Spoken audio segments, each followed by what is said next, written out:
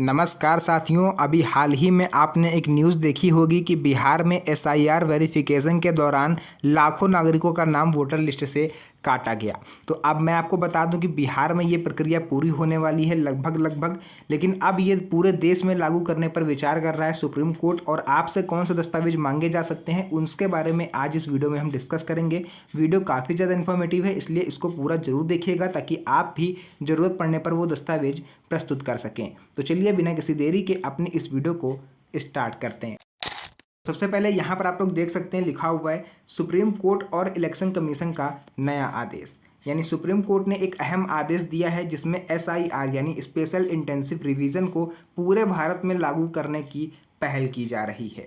Election commission ने इस योजना को सुप्रीम कोर्ट में हलफनामा दाखिल करके स्पष्ट किया कि अब केवल बिहार ही नहीं बल्कि पूरे देश में इस प्रक्रिया की शुरुआत होगी। साथियों, मैं आपको बता दूं कि चुनाव आयोग ने बिहार में इससे शुरुआत करी है, यानी इसका जो ट्रायल है वो बिहार में हुआ है और पश्चिम बंगाल दूसरा ऐसा राज्य बनेगा जहां पर एसआईआर वेरिफिकेशन स्टार्ट होने जा रहा है। हालांकि कई राज्य ऐसे हैं विपक्ष के साथ मिले हुए हैं और इसका विरोध प्रदर्शन जारी है, लेकिन इलेक्शन कमीशन ने सुप्रीम कोर्ट में यह हलफनामा दाखिल किया है कि उनके अधिकारों को वंचित ना किया जाए। कोई भी नेता, कोई भी पार्टी अगर बीच में आए तो सुप्रीम कोर्ट उसको देख ले। उनका काम है इलेक्शन कमीशन का जो उन्हें करने दिया जाए, उन्हें कोई भी ना रोके। यह फैसला अपोजिशन पार्टियों के विरोध के बावजूद लिया गया और इलेक्शन कमीशन लगातार बैठकें करके इस प्रक्रिया के बेहतर क्रियान्वयन पर काम भी शुरू कर दिया है। बिहार की स्थिति, चेतावनी और ज़मीनी असर। देखिए, बिहार में एसआईआर वेरिफिकेशन की वजह से लाखों लोगों का नाम वोटर लिस्ट से कट चुका है क्योंकि मौजूद दस्तावेज की कमी थी उनके पास।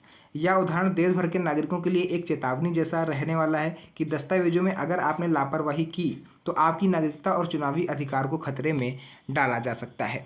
एसआईआर वेरिफिकेशन की आवश्यकता। एसआईआर प्रक्रिया नागरिकों की पहचान को सत्यापित करने के लिए शुरू की जा रही है ताकि वोटर लिस्ट में फर्जी और अवैध नामों को हटाया जा सके। सुप्रीम कोर्ट ने स्पष्ट किया है कि यह प्रक्रिया वास्तव में लोकतंत्र की मजबूती के लिए जरूरी है। प्रक्रिया कब और कैसे लागू होगी इसको लेकर के भी कुछ स्पष्ट निर्देश आ चुके हैं। सुप्रीम कोर्ट में जो दाखिल हुआ है हलफनामा चुनाव आयोग का, उसके अकॉर्डिंग यानी चुनाव आयोग ने रिक्वेस्ट करी है सुप्रीम कोर्ट से कि उन्हें 1 जनवरी 2026 से पूरे देश में, पूरे भारत में एसआईआर वेरिफिकेशन करने की छूट दी जाए।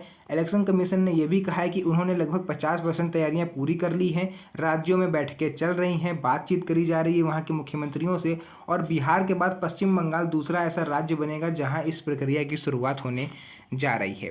राज्यों की भूमिका और विरोध। देखिए, कई राज्य जैसे कि पश्चिम बंगाल, उत्तर प्रदेश और भी कई सारे राज्य हैं, लेकिन इलेक्शन कमीशन अपने अधिकारों का इस्तेमाल करके प्रक्रिया को आगे बढ़ा रहा है। कोर्ट में अर्जी के जरिए यह मांग की गई कि सभी राज्यों में एसआईआर प्रक्रिया लागू की जाए, पर इलेक्शन कमीशन ने अदालत की दखल अंदाजी की जरूरत को नकार दिया और कहा कि ये उनका विशेष अधिकार है, इसमें सुप्रीम कोर्ट तक को बोलने का कोई भी हक नहीं है। दस्तावेजों की जरूरी तैयारी। आप बात करते हैं यहाँ पर आप नागरिकों के लिए कि आपको कौन कौन से दस्तावेज तैयार रखने चाहिए।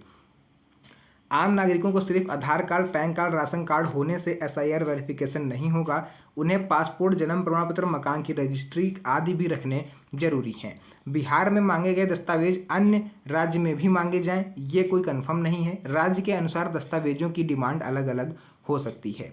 सभी नागरिकों को चाहिए कि समय रहते सारे जरूरी दस्तावेज बनवा लें और सुरक्षित भी रख लें। ये भविष्य में आपको परेशानियों से बचाने वाले हैं।